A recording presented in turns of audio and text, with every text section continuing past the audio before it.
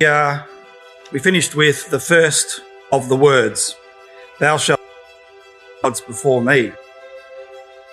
And so, second and Exodus chapter 20, thou shalt have no other gods before idols of Baal and things like that, which at first appear. And I would suggest to you that's not actually what it's referring to. It, of course, includes that. But actually what the second word is referring to is it's forbidding any representations being made of Yahweh.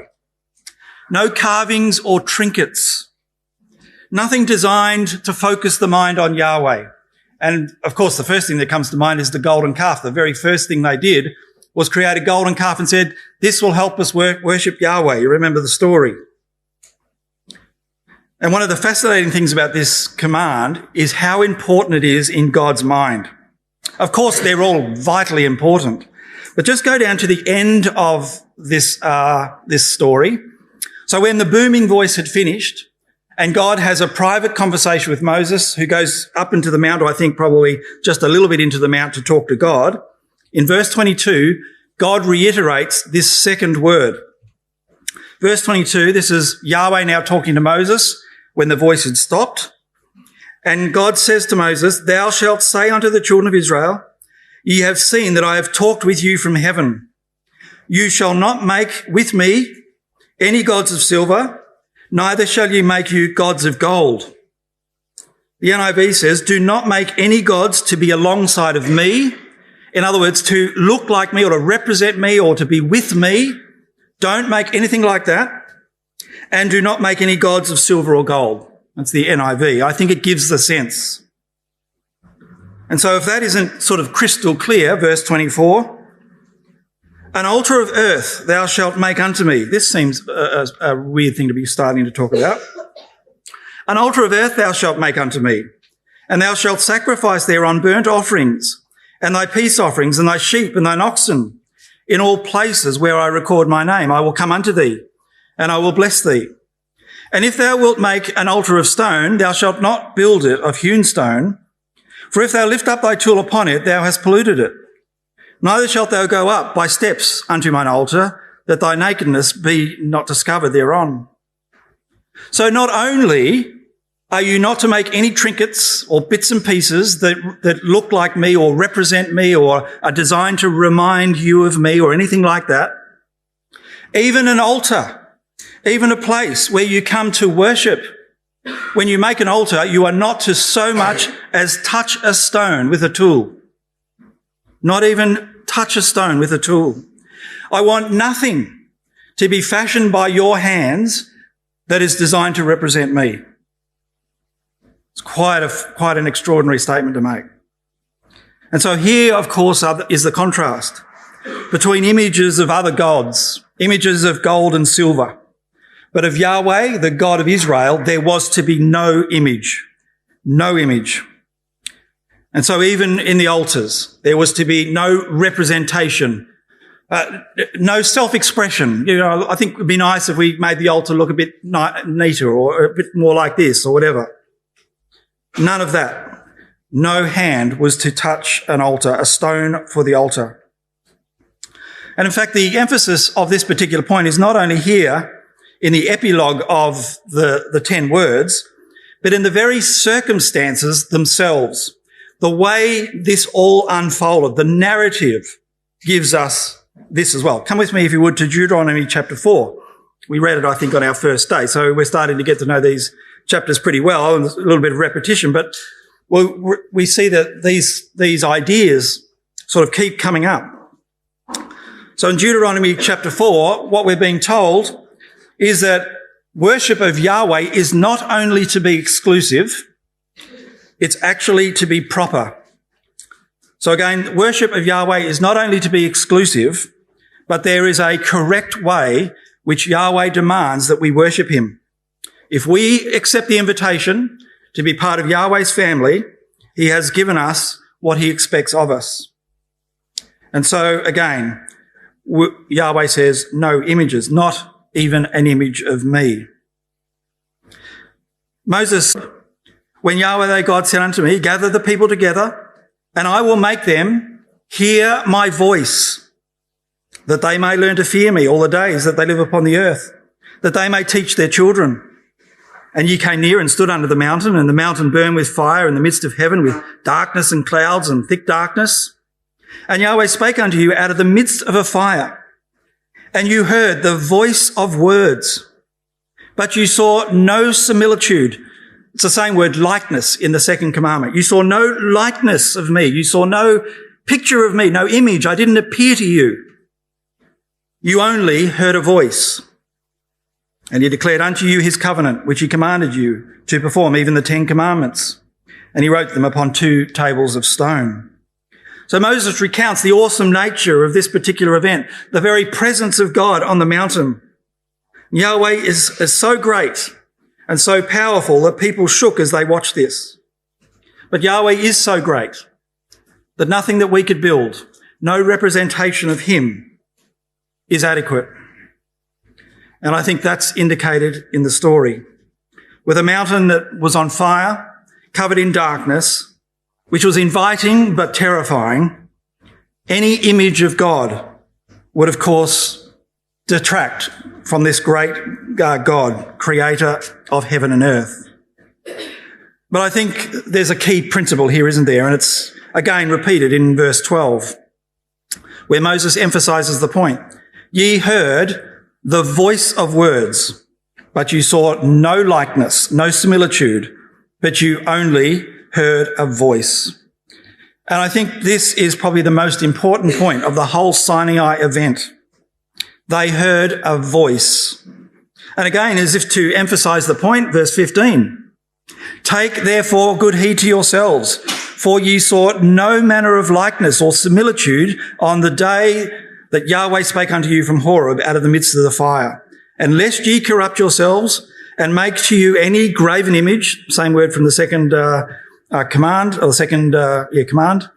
and any similitude or any likeness, again same word, of any figure, the likeness male or female. So there was to be no likeness made of Yahweh.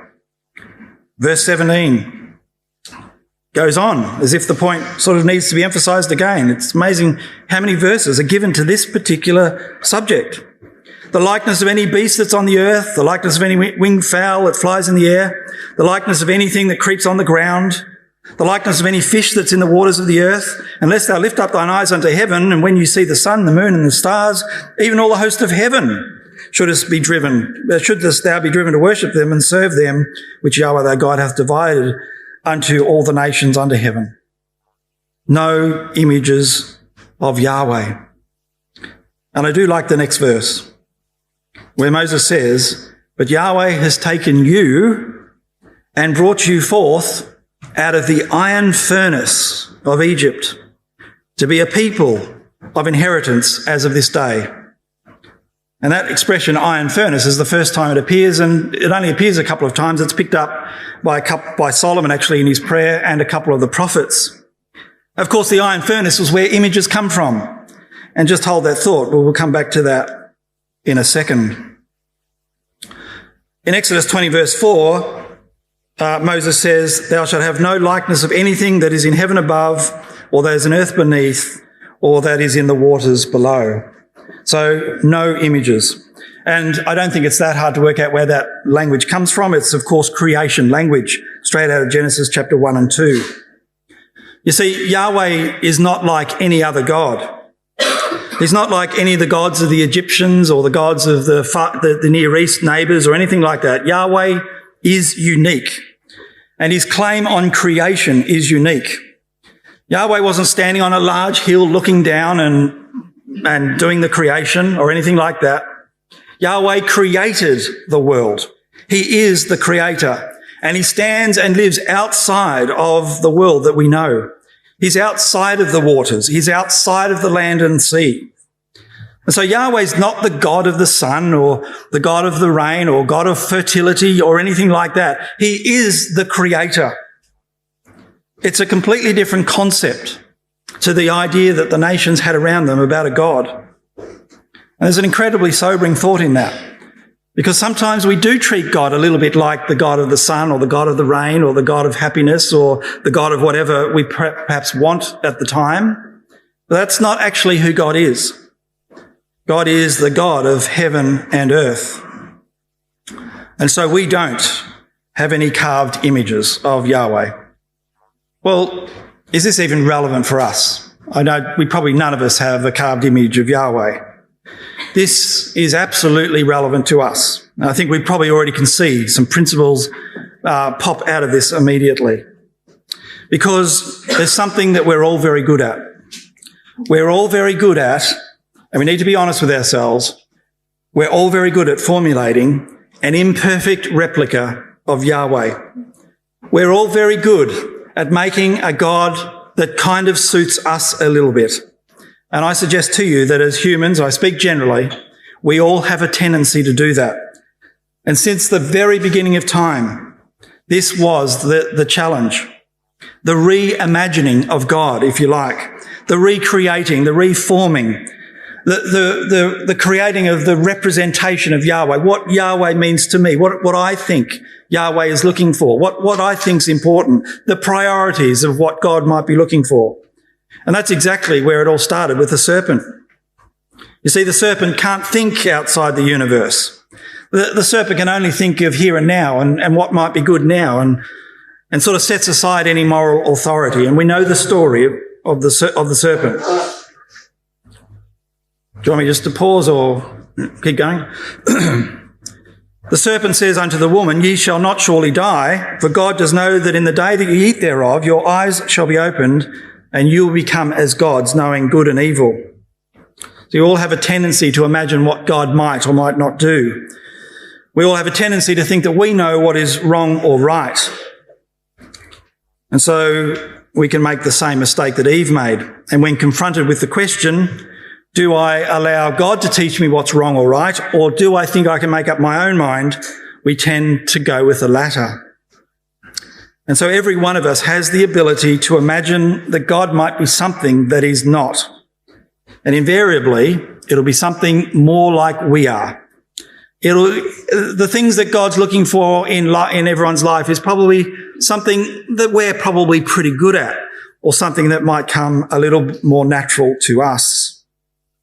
And there was no more explicit example of this than a whole generation of Jews and Gentiles who crucified the only man to demonstrate the exact replica or image of Yahweh. When our Lord Jesus Christ walked this earth, the exact image of God, when people looked at him, what did they see? They saw a blasphemer.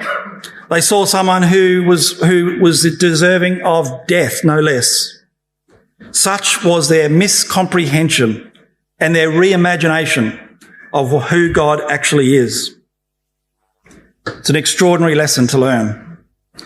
And God is serious because he describes himself as a jealous God. For I, Yahweh, thy God, am a jealous God, visiting the iniquity of the fathers upon the children unto the third and fourth generation of them that hate me. Incredibly strong words. I would have thought the idea of jealousy would come after the first commandment, have no other gods but me. I'm a jealous God, but it actually doesn't. It comes in the second word. I am a jealous God. Don't reimagine me. And so this language, this idea of jealousy is reserved for those who think they can still have a relationship with God. They can still see him as the Father in heaven. They can still, if you like, treat him like their husband. And they want to live inside the house, but they also want to leave the house and go and have relationships in other places at the same time. And God said, that's not the relationship I'm inviting you to. I am a jealous God. I think it's helpful here just to very quickly make a distinction between the word envy and jealousy. Because I think probably, if you're anything like me, you think jealous, not a great characteristic. Bit odd to use the word jealous, but we get the word jealous and envy mixed up. If I can define envy as a desire for something that's not yours, not legitimately yours, it's sort of like a resentment against somebody else who's got something that you don't have. That's envy. And we tend to use jealousy and envy a little bit in the same way. But jealousy is a passion for something that is rightly yours, something that is to be pursued, something that's important. So God doesn't want anything that's not his. If you don't accept the invitation, God's not going to be jealous for you. God is jealous for you when you accept the invitation and you want the relationship with Yahweh, when you want to be part of his family. God says, I'm going to be jealous for you, not envious, but jealous. And so jealousy should be seen in a positive light. Our Father is jealous of us. Just think about that for a minute. God, the creator of heaven and earth, is jealous for you. He loves you so much. He thinks this relationship is so important that he doesn't want anything to get in the way of the relationship. He doesn't want anything to happen that's going to break the relationship between him and us. He doesn't want anything to happen to us that's not for our eternal well-being. What an extraordinary invitation this is. But in response, of course, a commitment. He wants our loyalty and devotion. He wants us to trust him, right? And even when maybe others are doing something different, he wants us to be committed and loyal to him. This is the requirement of the relationship. What an extraordinary invitation that was to a group of slaves, to a group of men and women, teenagers, older people who had never been worth anything in their life. And so we come back to an earlier question then. Why were no images of God allowed?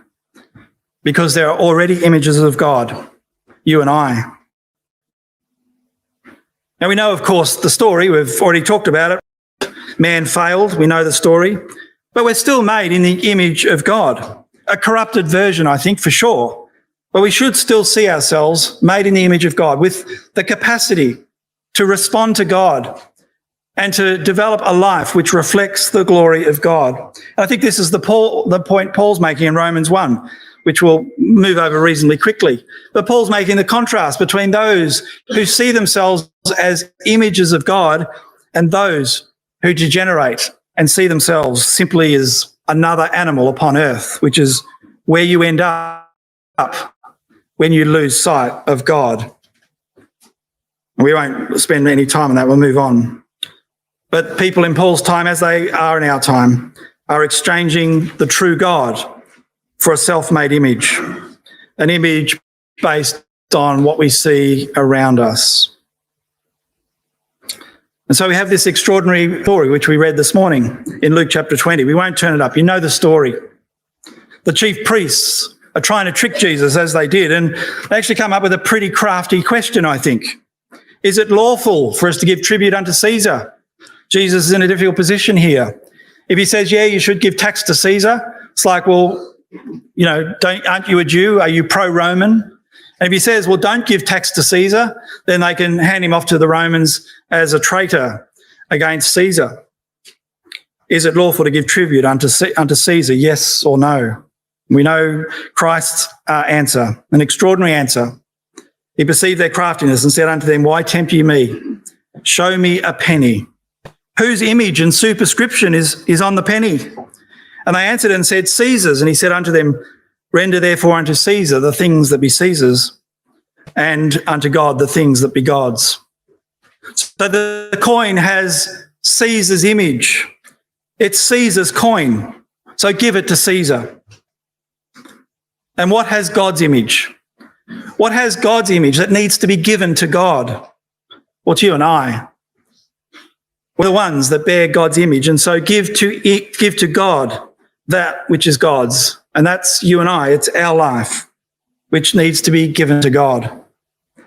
And so we're faced with this extraordinary circumstance, this extraordinary implication for all of us to consider, that we are the image and likeness of God with this extraordinary capacity, glory in our life. And we've been called to represent him. We've been called to be God's rulers, at least in part, and at least in practice today, as representatives of God. Imperfect, but we learn. We fail, but we learn. And we look forward to the age where this will be done third word. And we'll see now the second now leads into the third. The third is a development. Depending on where you are, either Deuteronomy 5 verse 11 or Exodus 20 verse 7. Thou shalt not take the name of Yahweh thy God in vain, for Yahweh will not hold him guiltless that takes his name in vain. The third word is actually unique. It's the only one with a specific sanction attached to it. If you don't do this, you will not be held guiltless. It's the only command that actually has that sanction to it. It is also the only command that's repeated. Again, you see, it's repeated. Don't take the name of Yahweh thy God in vain. I won't hold you guiltless if you take my name in vain. I reckon if you had to miss one command, I think there might be one other one, but if you had to miss one command, or if you were asked to list a list of commandments and you didn't have these, I don't reckon you'd probably think of this one. It's probably one of the ones you might think is less important. It does seem less important to me, at least at first. But I want you just to think about the gravity of this before we actually look at what it means. It's the only command that has this sanction, this negative clause in it, and it's the only command that repeats itself, and it means so much more than what we might at first think. I've heard it said, and I probably as a child, it was like, well, so you're not allowed to say, oh God, or Jesus Christ, or something as an expletive, or when something goes wrong. And that's absolutely true. We absolutely should not do that. And that certainly would be breaking the command, but that's certainly not simply what this command is talking about. There is a natural progression, as I say here. We've got the first word that says, there are no other gods but Yahweh. Then there's do not replace Yahweh with any faulty representation or image of Yahweh. And now we are made in the image of Yahweh and we bear his name. And what are the implications of this? How is it that we are to bear the name of Yahweh? And so the word is, thou shalt not take, the Hebrew word nasa. The word take means to lift up or to bear or to carry. It's a word that has wide range of uses, used 611 times, but it has the idea to carry or to exalt. So the way we take or carry the name of Yahweh, we don't do it in vain. The word vain is the word sore, means false or in error or illegitimately. But first, let's just have a think about what the name of Yahweh actually is, just very quickly. Many will be quite familiar with this, but I thought it would be worth just reminding ourselves of Yahweh. There are, of course, many titles of the deity, but he has one name, and it's the name Yahweh. We know the story. When Moses comes to the bush is burning as an early representation of what was going to happen some weeks later at the mountain. And God speaks to Moses out of the bush, as he does from the mountain. And God says unto Moses, I am that I am. And he said, thou shalt say unto the children of Israel, I am hath sent you. This is my name forever, and this is my memorial unto all generations. So the name Yahweh is short for Aya, Asher, Aya. I am or I will be who I will be. And so when God has been spoken of, that's the Hebrew expression. When Yahweh is speaking about himself, he uses the word Aya, I will be, I am, I will be.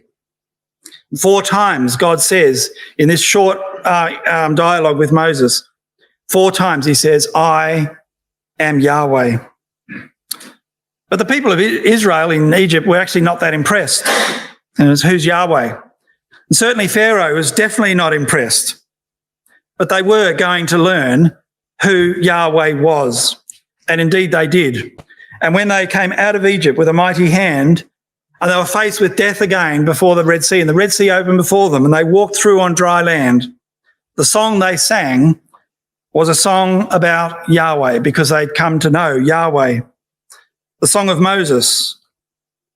Then sang Moses and the children of Israel this song unto Yahweh, saying, I will sing unto Yahweh, For he hath triumphed gloriously. The horse and the rider he hath thrown into the sea.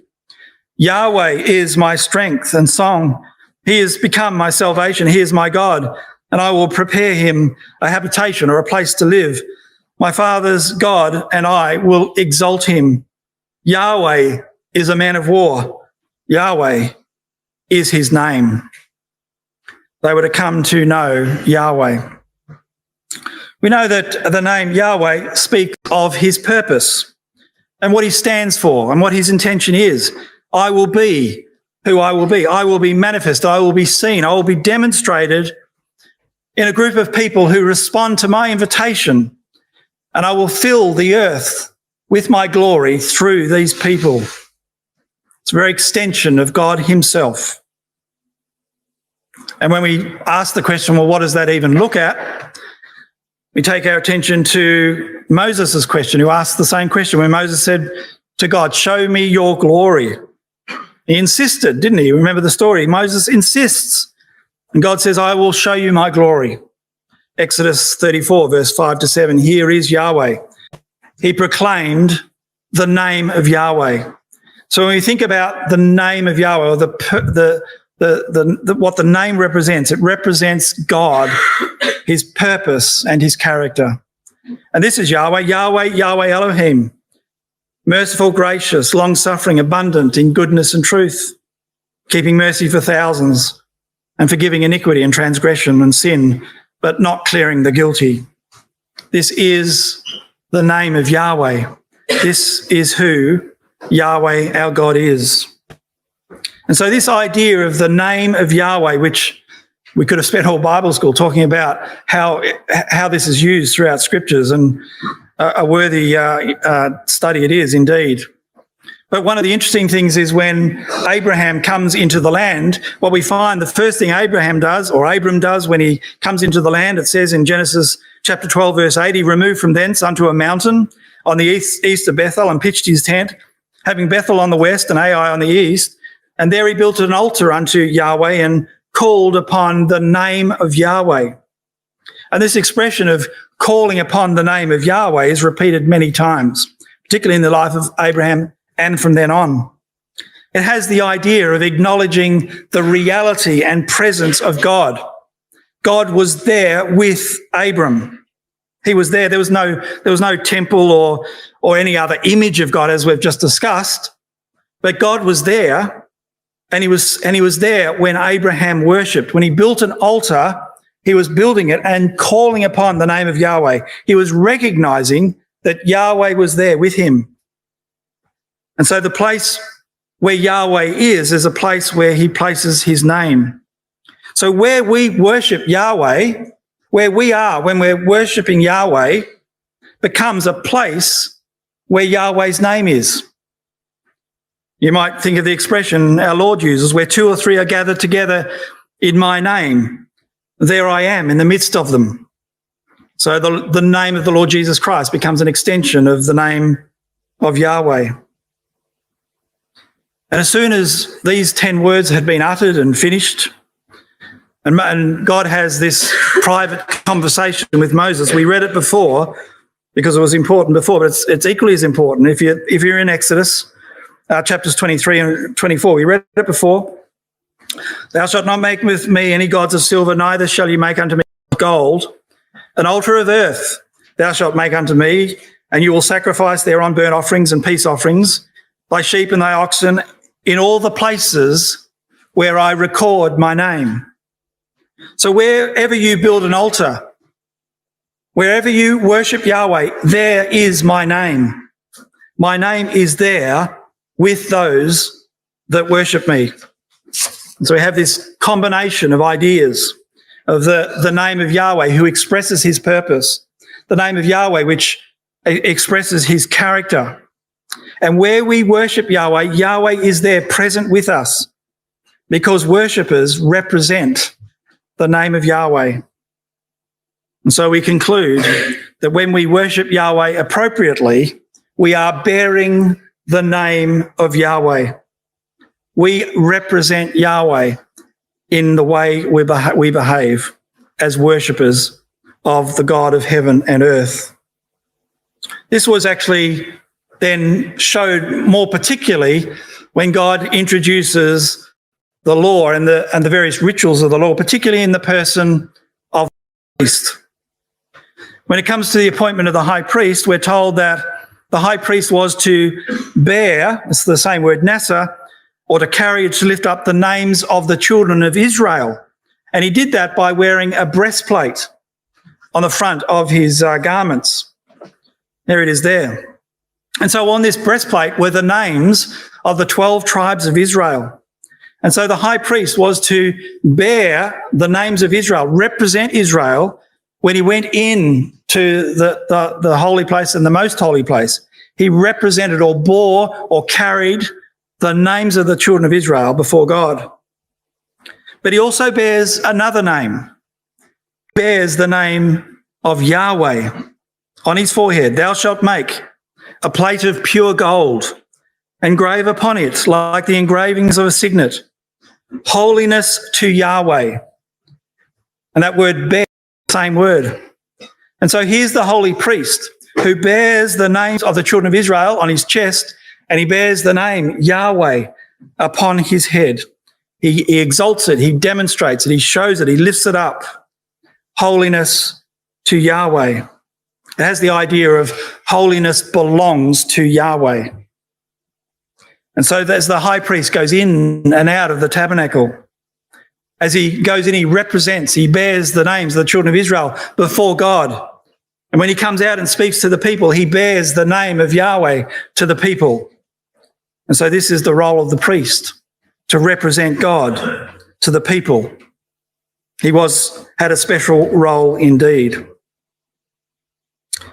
But of course, God wanted them all to be priests.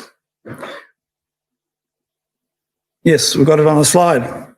In Exodus 19, we've read, I think, a couple of times already, Exodus 19, introducing the events of Exodus 20. Ye shall be a peculiar treasure unto me above all people, for all the earth is mine, and ye shall be unto me a kingdom of priests, a holy nation. God wants all of us to bear the name Yahweh, to carry, to exalt the name Yahweh in the way we live. And later, Moses was to remind them, for thou art a holy, it's the same word, holiness to Yahweh, a holy people unto Yahweh thy God. Yahweh thy God has chosen thee to be a special people for himself, above all people that are upon the face of the earth. They are to be holy, belonging to Yahweh. In other words, holy and you belong to Yahweh is the idea of the expression. It's the same expression, actually, that was on the gold plate on the high priest.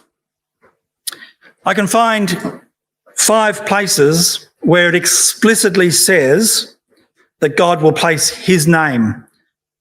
It's a general theme, obviously, you can find it in many places, but in terms of actual places, I can find 5. Here's the first 4. There was an angel on whose name was Yahweh. God says, in Jerusalem I will place my name. In the temple he placed his name. And we've just read the people of Israel had the name of Yahweh. And what's the 5th one? Where's the 5th one? Well, it's the Gentiles. We know this story, don't we?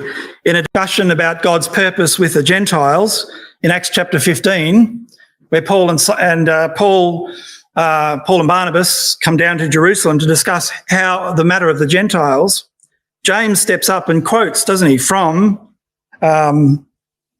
Amos, and he says God is calling out of the Gentiles a people for his name. I will raise up the tabernacle of David that they may possess the remnant of Edom and of all of the heathen that are called upon my name, saith Yahweh.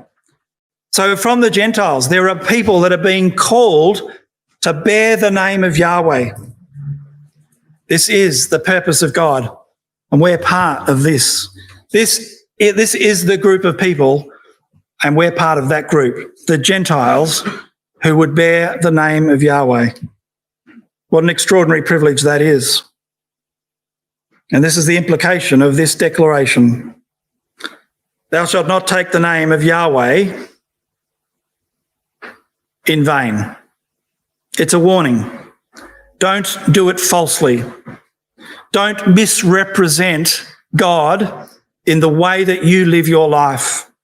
When people look at you, they need to see the true Yahweh.